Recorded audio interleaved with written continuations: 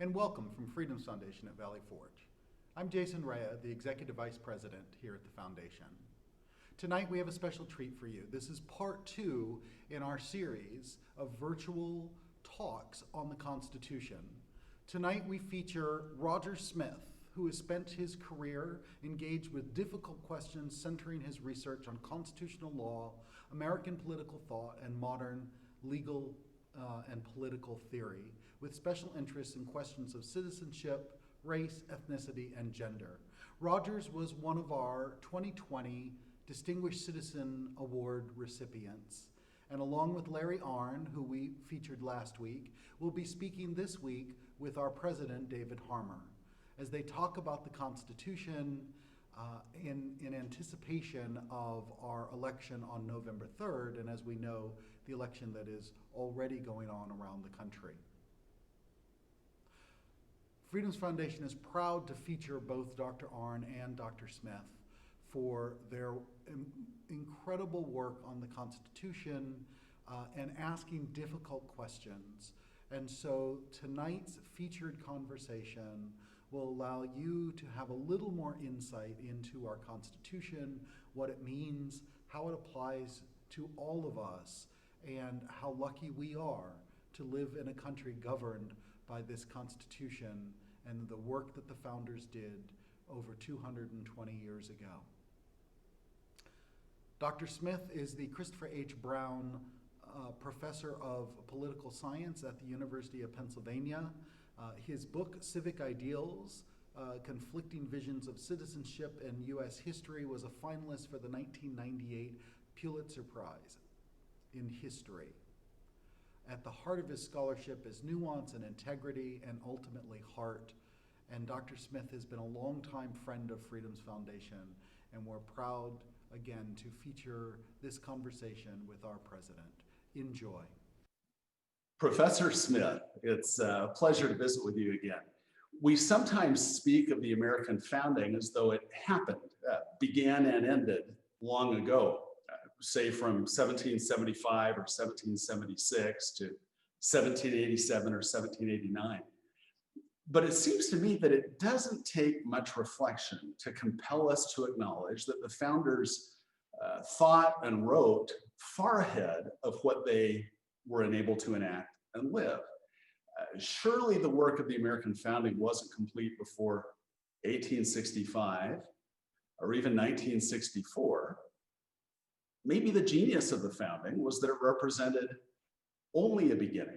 Isn't it still a work in progress? Very much so. And I think it is important to understand that the American founders saw themselves as initiating a political project, and a political project that was to be carried forward through multiple generations. It was a project of creating a more perfect union, as it says in the preamble of the Constitution, and trying to secure its objectives more fully and broadly for people over time. We do that in part by recognizing periodically that there need to be constitutional amendments to strengthen the structures through which we accomplish those objectives. But we also pursue that project every day as citizens, as well as governments at the local, state, and national levels that are working to try to make what the Constitution seeks to achieve, to make the political project that it launches more and more a reality in everyone's lives. In the same way, I think we sometimes perceive the miracle at Philadelphia as being the output, the work product, the text. Again, we don't need to look at it for long before we have to think maybe the miracle was just the fact that all these alpha males could compromise and agree on something. That's absolutely true. When I teach about the Constitution, I emphasize that there are two fundamental aspects to it. One is that it represented a remarkable consensus on what some of the framers referred to as a new science of politics. There was new theoretical conception of what government should be, a republic and a large, extended, diverse commercial republic of a sort that had never existed before. And they all shared that same general vision of a new kind of both government and society on Earth. But at the same time, there were many major issues that they didn't agree on and that they didn't resolve, that they had to compromise in ways that didn't satisfy anybody fully, but gave enough agreement that they were willing to support the Constitution on balance. And those included the divisions of powers between the national government and the states, and it included divisions over the relative sovereignty of the people in the states versus we, the people of the United States as a whole. Most momentously, it included compromises over the institution of slavery, which many thought profoundly unjust and others ardently defended. Those were compromises that did not represent the final answers to those issues by any means. They rather presented challenges that Americans would have to face in carrying forward their shared political project. They did provide an answer that a spirit of compromise would often be necessary to meet immediate problems, even as we sought improvements in the longer run. You mentioned the fact that, or I guess you implied in discussing the founders' desire to create this expansive commercial republic, the notion that there wasn't really a unified American people at the start. There were multiple peoples, and the founders seemed to be trying to create a nation. You might say e pluribus unum, out of many one. What did it mean to be an American in those first years after the Constitution was enacted? And what does it mean to be an American now? You know, the distinguished historian Edmund Morgan made the argument that American nationality, American identity was more the child of the revolution than the parent of the revolution. And while that can be overstated, there was clearly some shared sense of identity, both grievance and purpose amongst the colonists, or the revolution could not have occurred. It is certainly true that through most of the colonial period, colonial Americans saw themselves as British subjects whose relationships with the imperial authorities in London were more central to them than their relationships to the other colonies. Now, in the course of the revolution, they decided that they wouldn't be British subjects, they would be citizens of Republican governments, and they decided that they would create an independent nation that would be a great republic to a large degree because such a government and such a society hadn't existed before.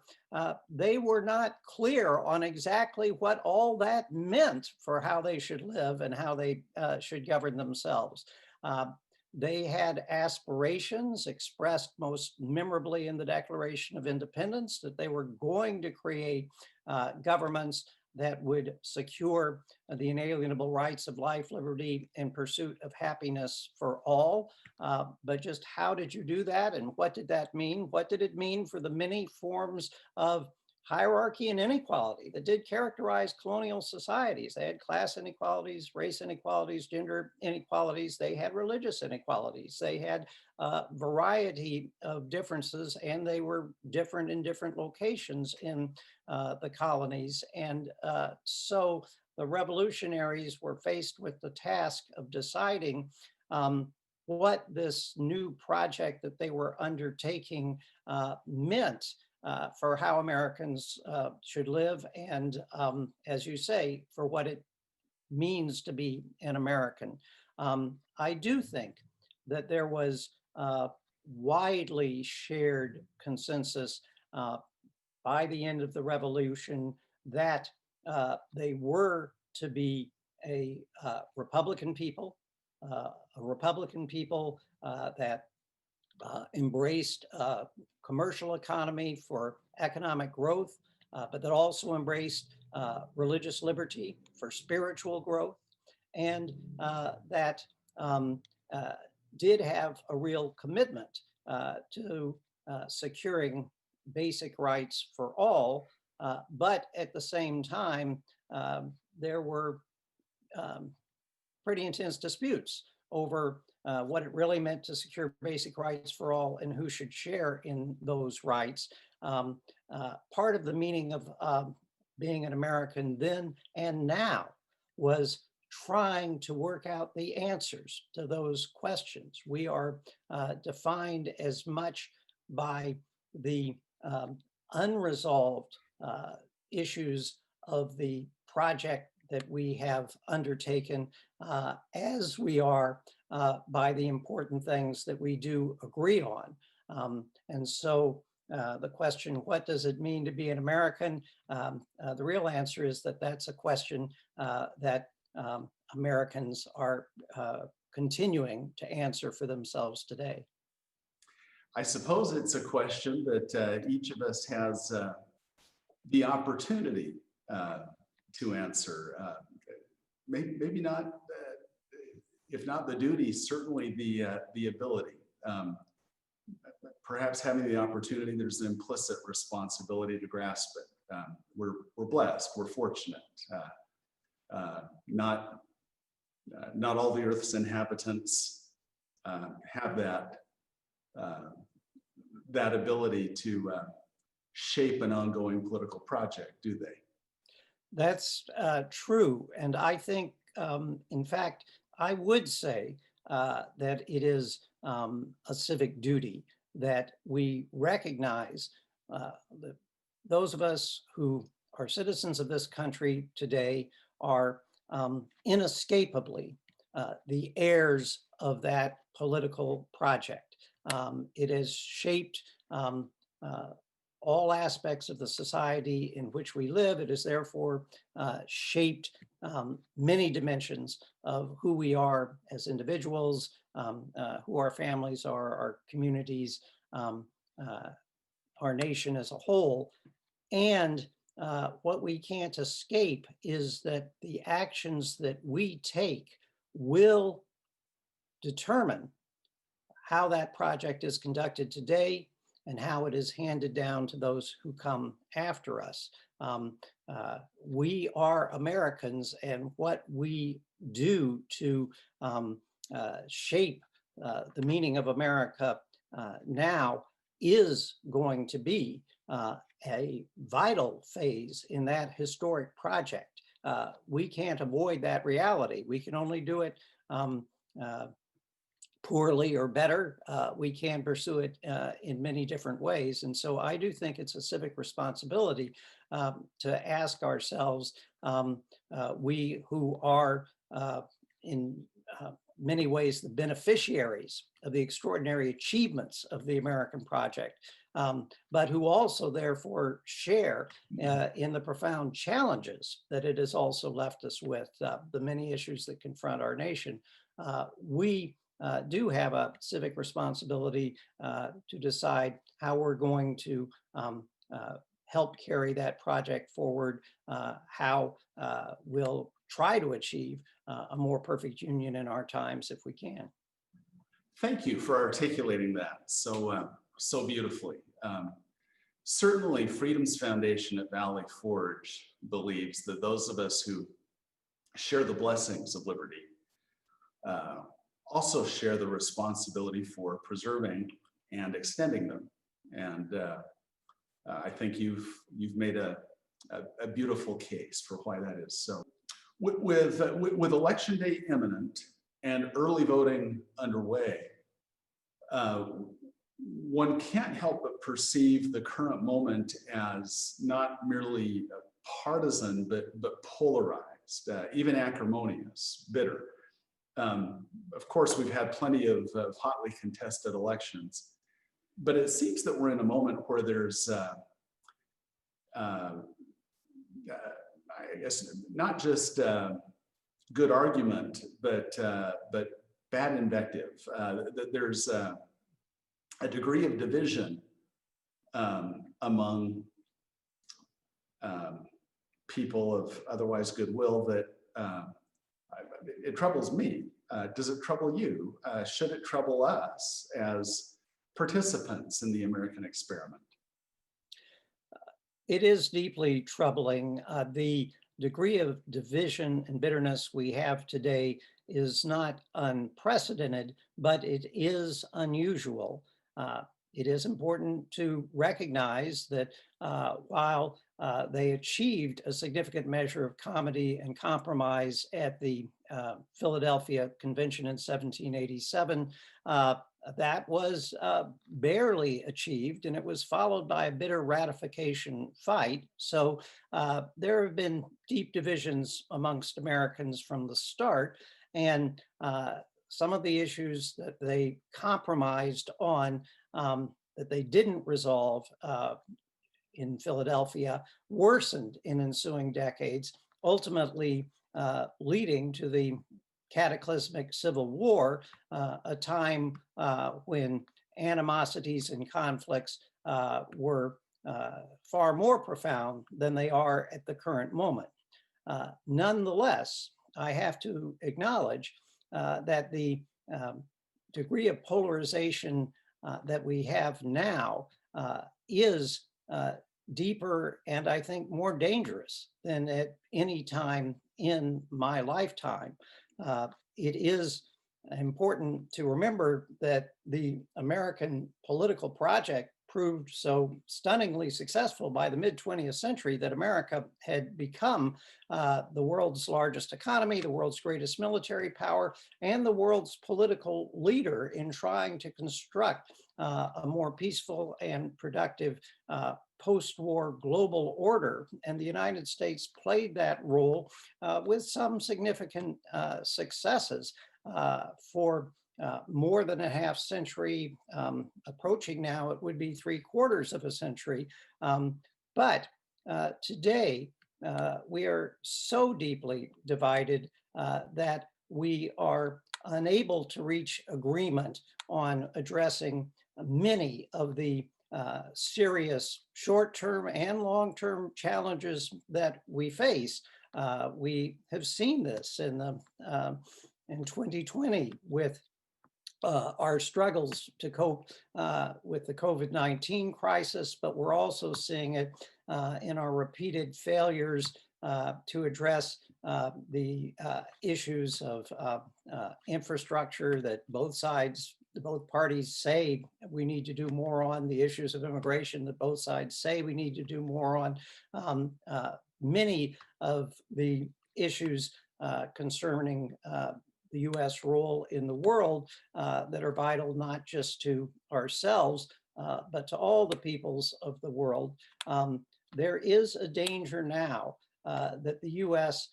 will decline in global stature and significance because we're failing to address successfully our domestic problems as well as our foreign policy concerns due to the degree of polarization that we have.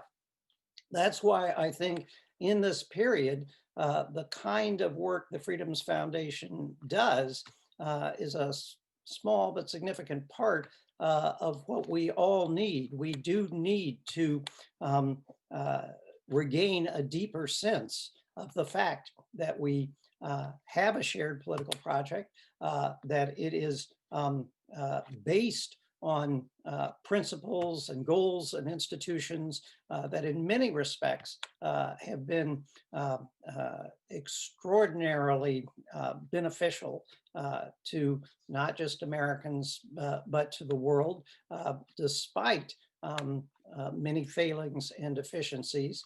And we need to learn from that heritage and gain a renewed sense of how we try to work together to address our common problems and carry forward what's best in American life. I think that I think and hope that we can recognize that we've reached a low point now, and it's time to come together and find better ways to move forward. I do think that is the challenge of the moment.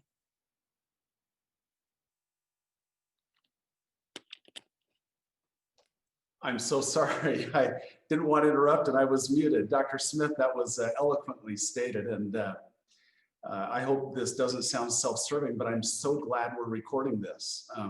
Your words just now, I think, really are the lodestar of our work here. That's what we're about. It's not merely that we aim to be a trusted resource for people of all parties and persuasions. We aim in our own small way to recreate those bands of brotherhood, the mystic chords of memory that President Lincoln talked about. We hope that we don't merely educate the rising generation in the plain text of the Constitution and Bill of Rights, but that we inspire them with an understanding of the spirit in which those documents were created and amended and applied successively to more and more of the American peoples. So thank you. We wholeheartedly endorse what you've expressed. You know, as we talk about polarization and division, the founders, visionary as they were, they took human nature as they found it. And, you know, certainly Hamilton and Madison and Jay in various Federalist papers dealt forthrightly with the inevitability of faction and designed a government that was intended to harness and channel the inevitable human tendency to factionalize. It's been said that there's a lot of ruin in a republic, but I don't know that the republic is strong. I don't know that it's infinitely resilient. It seems to me there's also a need for a degree of civic virtue, of self-restraint, if we're going to make this experiment work.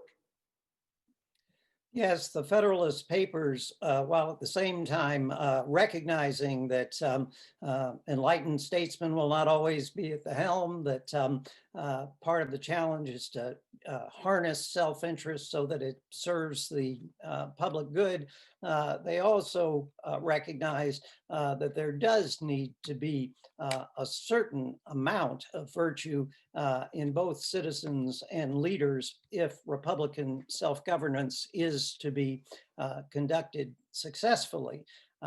And they more on the side of self-interest, but not entirely on the side of self-interest.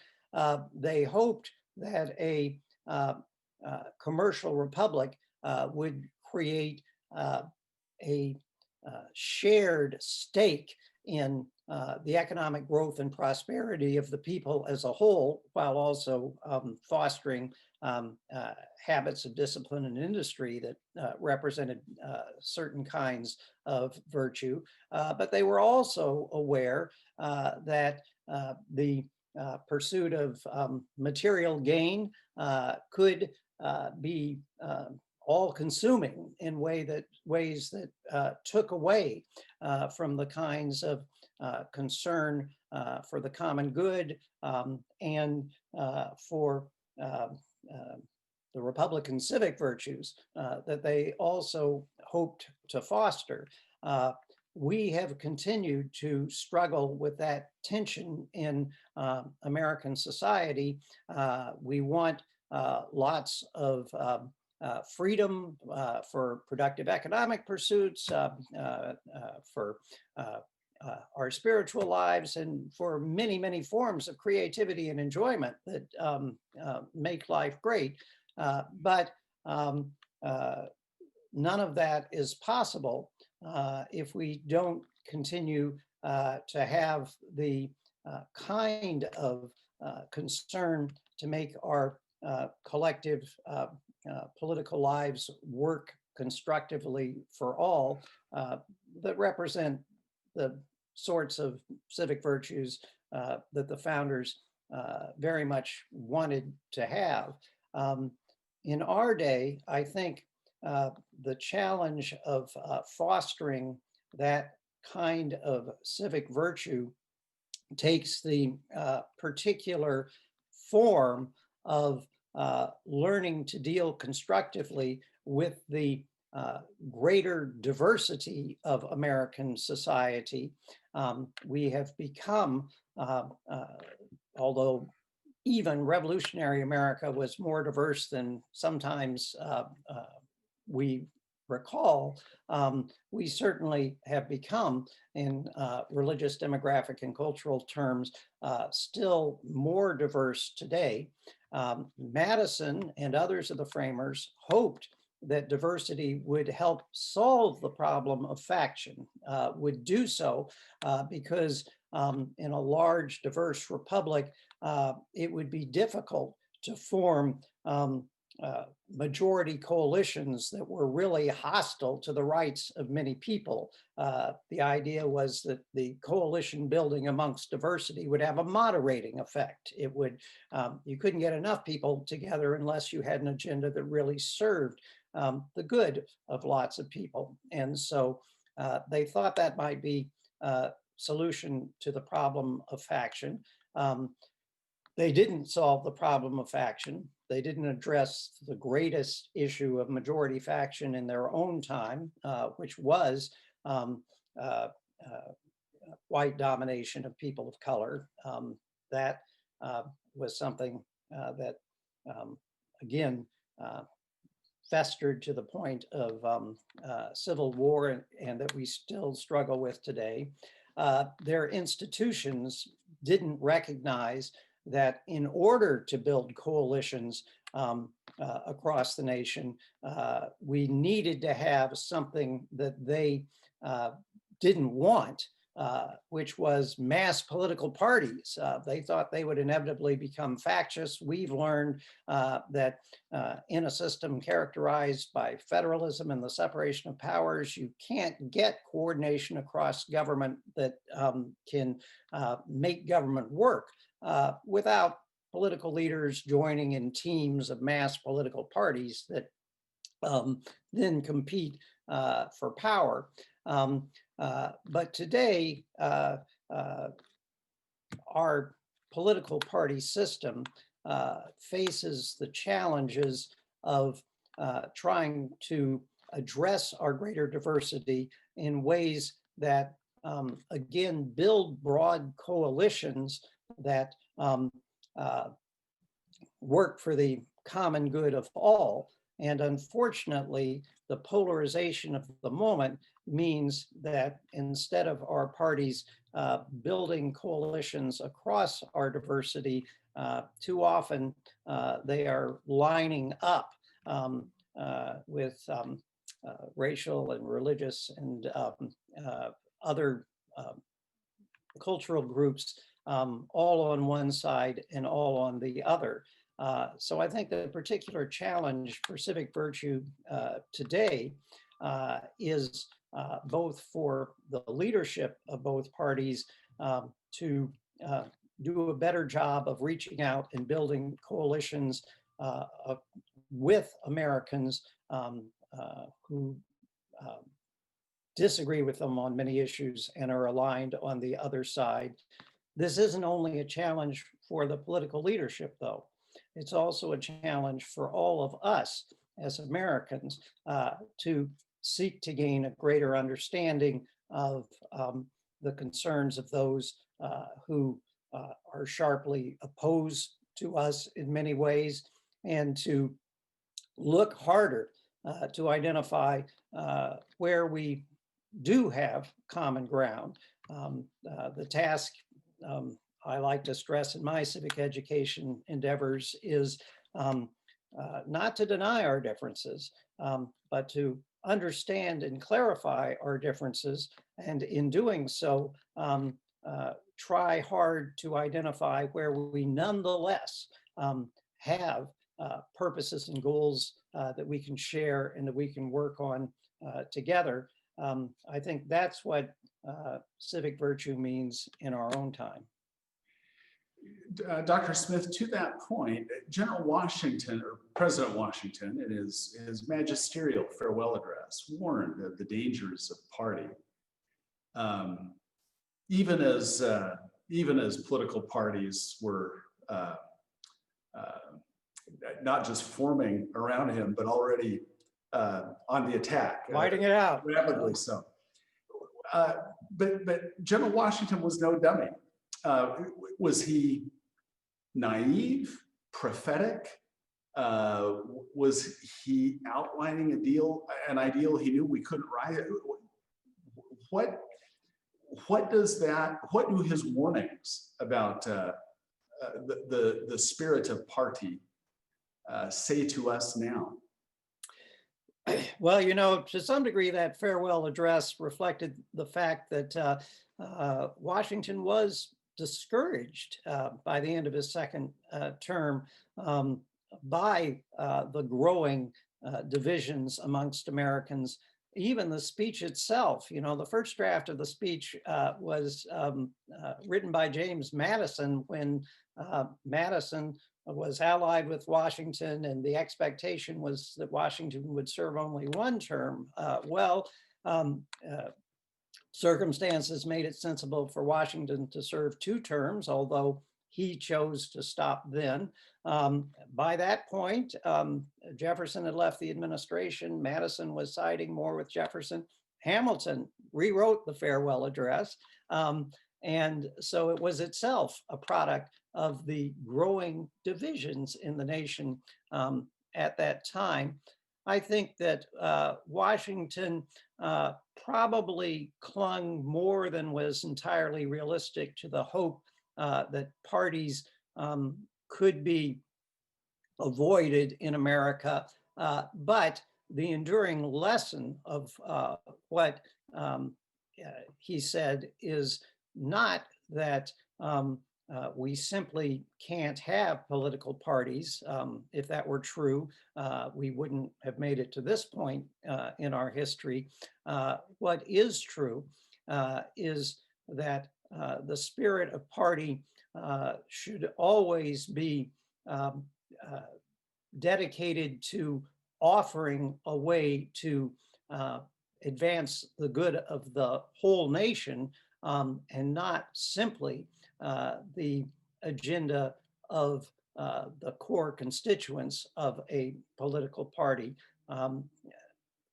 Martin Van Buren, not widely remembered as one of the greatest American thinkers, but his writings really did provide justification and vision for the rise of mass political parties in the antebellum period. And Van Buren stressed that the parties should be mass parties with broad coalitions offering competing visions of how to pursue American principles.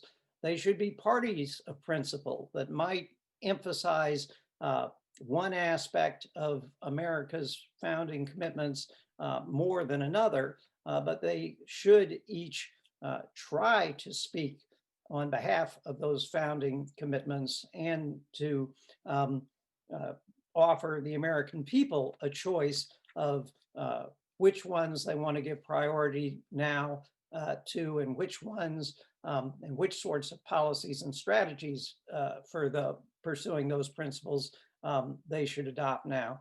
And in that way, political parties can advance the agenda of the whole nation and not simply be a source of polarization and division.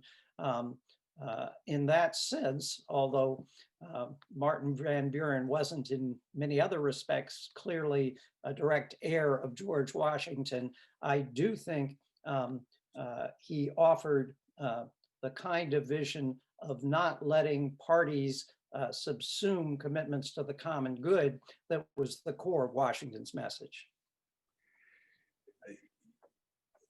To that point, recent research revealed that the more news media one consumes, the more inaccurate one's perception of the views and values of one's political adversary. The media market has become sufficiently balkanized that it's selling dopamine. It peddles outrage, and outrage sells. I love that reminder that both parties really ought to be grounded in the ideals of the founding, and perhaps differing in those to which they give priority or emphasis or in their manner of going about them, but each ought to be sufficiently inclusive. That is not all that far from the views of the other. How do we get from here to there? That is a very difficult question. And it is true that the current technological transformations in our everyday political lives are presenting challenges of a sort where we don't get any clear and easy answers by looking at the views of the framers shaped in a time when political communication mostly took the form of reading newspapers aloud in the town square or the town tavern, and then having a discussion. Now we're in an extraordinarily different media environment in which there is what so many commentators have focused on, the danger of the echo chamber in which you're only hearing the views of fellow partisans, and they're often mischaracterizing the views of your opponents in ways that then become your lived reality. You believe that other Americans are guilty of all the evils that you're hearing attributed to them on a daily basis. And it is clear that across the political spectrum, this kind of demonization of our fellow citizens is taking place. I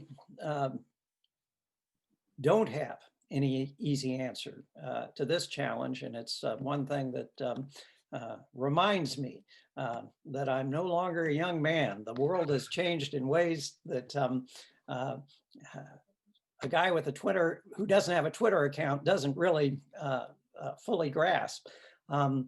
I have nonetheless been heartened in recent years by seeing a renewed commitment by public and private institutions to bipartisan and nonpartisan forms of civic education and civic engagement, of which the Freedoms Foundation is one example, but initiatives taken by a large number of other bodies, from Sandra Day O'Connor's iCivics to the initiatives of many of the historic organizations here in the Philadelphia area, to a lot of other endeavors around the country. There is a renewed sense that we need to ground our citizens as we grow up and on through our lives in a richer understanding of the variety of views and perspectives that are present in the nation, that help shape the nation. And many states are establishing new requirements for a kind of civic literacy, a greater grasp of our shared history, and meeting those requirements with curricula that do, I think, a better job than many in the past in doing justice both to the strengths and the weaknesses of America as a people and as a nation. And I think we need to heighten those so that when people are in their media bubbles, they will still be inhabiting them with the kind of civic knowledge that can, to some degree, immunize them against the most extreme sorts of mischaracterizations, and maybe give them a certain sense of desire as well as duty to get out of the bubble some of the time and actively engage with other citizens in trying to solve our common problems. Those kinds of experiences of actually working with people to solve shared problems are the best antidote to the kinds of exaggerated false stereotypes of fellow Americans that the media often propagate. That's a timely reminder and wise counsel. Dr. Smith, you've been generous with your time and your insight. We are grateful for both. Before we conclude, just as America comprises many peoples, Freedom's Foundation comprises many audiences. Our growing army of program alumni, our donors, our chapter members, many friends. Before we leave, is there anything I have perhaps failed to ask or anything you would like to say as parting words?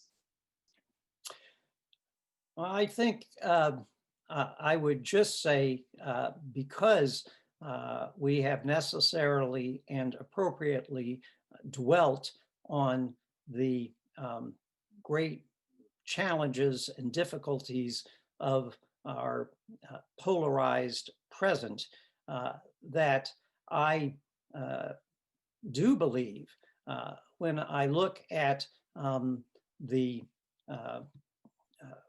range of achievements of Americans past and present, and when I look at the exciting new technological innovations, the promise of lots of new civic initiatives, and when I look as well to the exciting things that the great diversity of Americans are able to bring to each other, I remain confident that we have the resources not just to carry on the American political project successfully, but to achieve much more than in the past in ways that are more broadly beneficial and inclusive than in the past.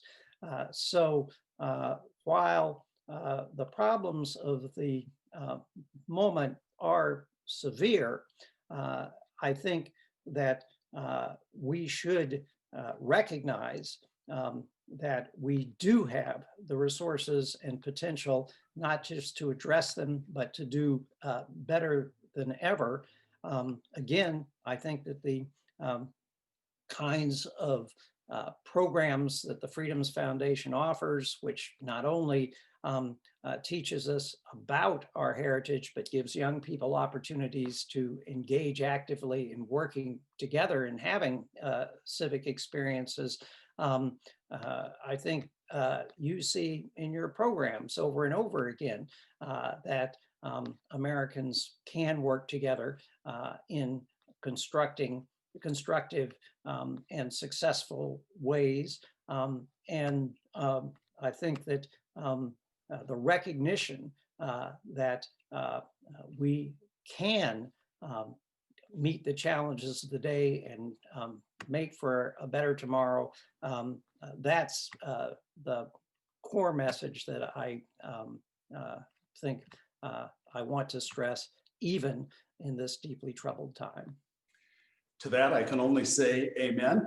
Professor Smith, thank you so much for your time. It's been a pleasure to visit with you, and to all of our audiences now sharing this conversation. Thank you for joining us and sharing our appreciation of the great rights that we enjoy as participants in the American experiment and the accompanying responsibilities. Let's go out and be good neighbors and good citizens. Thank you. Thank you, David.